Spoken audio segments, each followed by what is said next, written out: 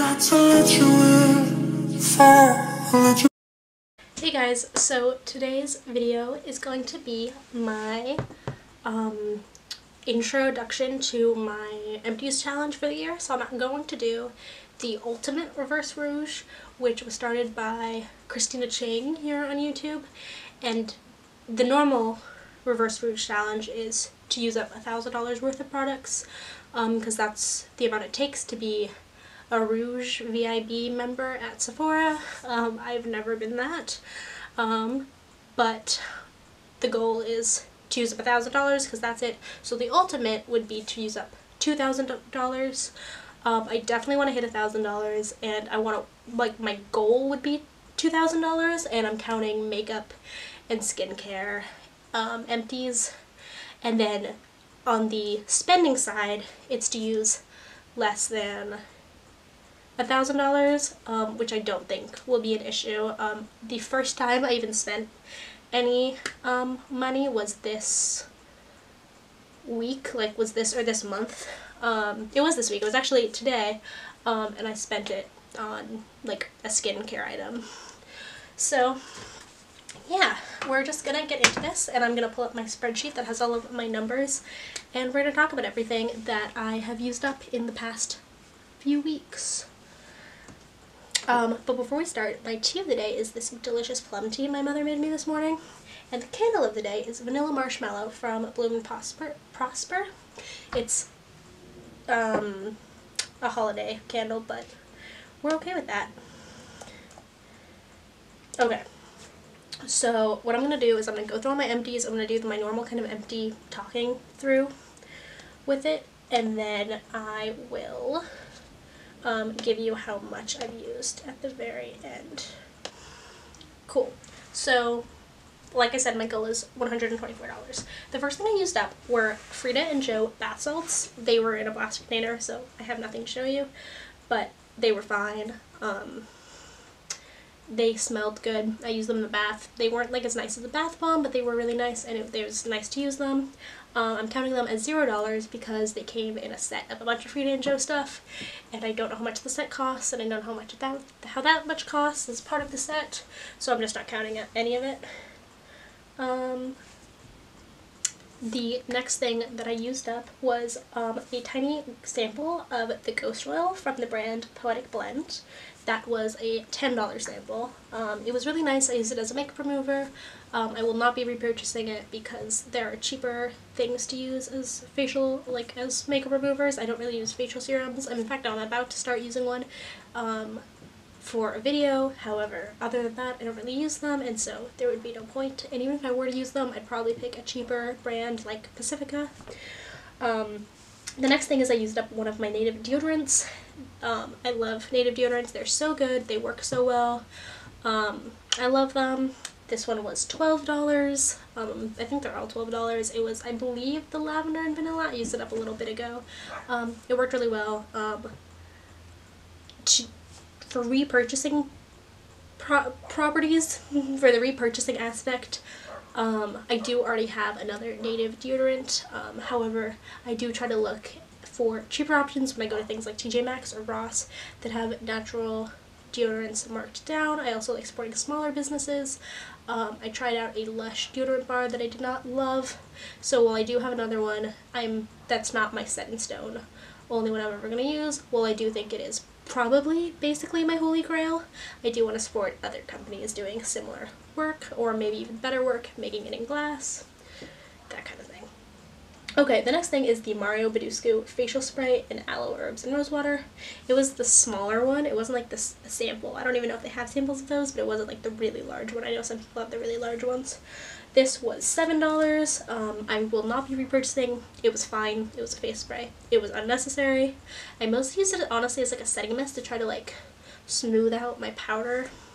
But I really, really like the setting spray I have now that I got after I finished it, which is the Pixie Glow Glow Mist. It's beautiful. It works so well. It's drugstore. It's great.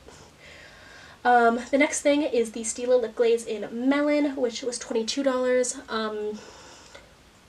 This one, like, so I do actually like gloss. I didn't realize I liked gloss.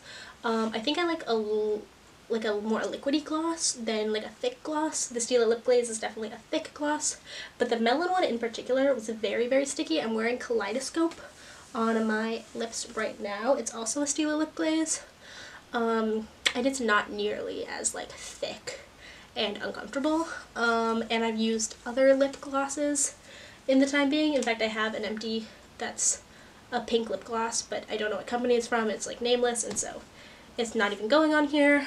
And I mean, yeah, so I really didn't like that one. I do like the one I'm using now, but I will not be repurchasing. I have a couple more Stila lip glazes I need to go through, and once I'm done with them, I'm done with them. They're cheaper and better glosses. But yeah, that was $22. The next thing is the NatureLuxe CoverGirl Lip Balm in the shade 230, which is the coral shade. It worked really well. I really like the color. I think it made me like coral a lot more. But honestly, with lip balms, I'd rather just have like a normal lip balm rather than wear like a pigmented lip balm, because then I'm like worried about it smearing, or like when I put it on like going over too far. I don't think it's a bad thing. I just don't think it's a necessary thing. I will definitely not be repurchasing that. I will definitely not be repurchasing that one specifically.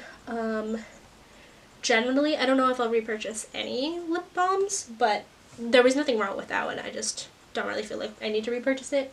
It was $8. The next empty is the Manna Kadar Glimmer Duo. It was so beautiful. I got it as a sample in a clean beauty box I used to get. It was so beautiful. It was a highlight, it was a contour, it was gorgeous. But like both were just so beautiful.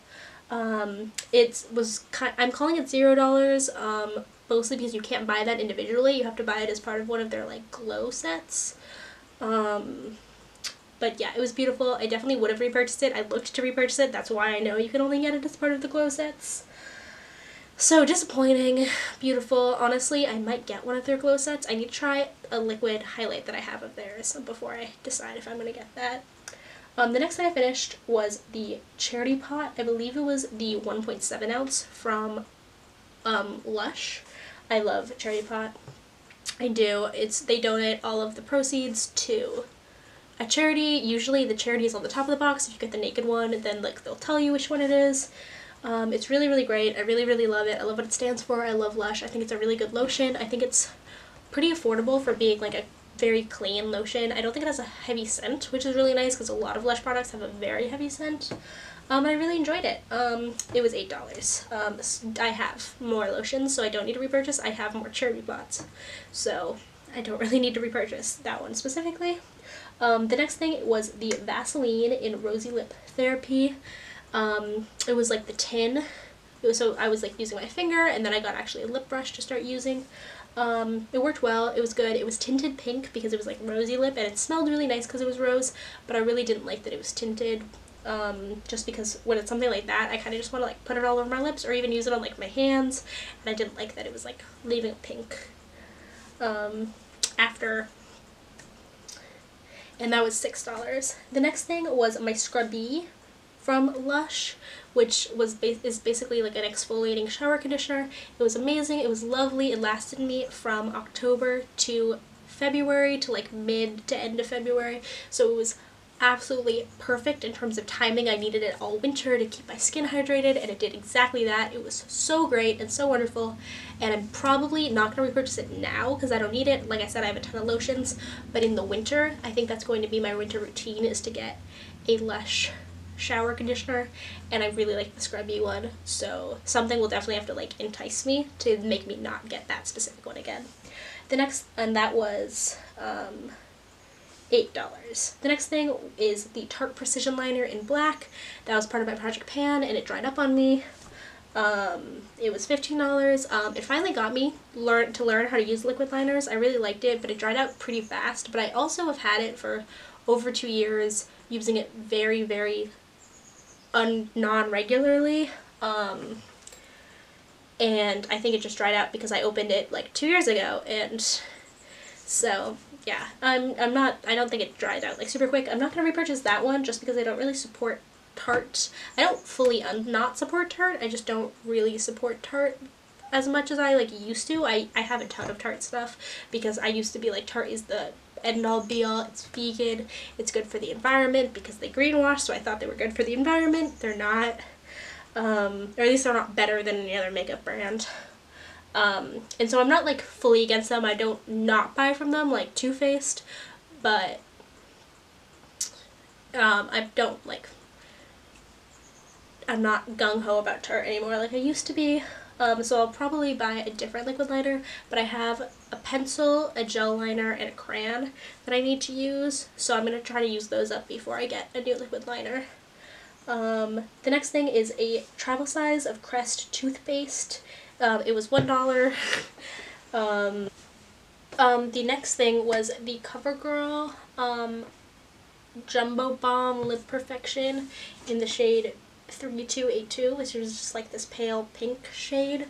It was $8. It was a balm, so it was nice to use. I used it up.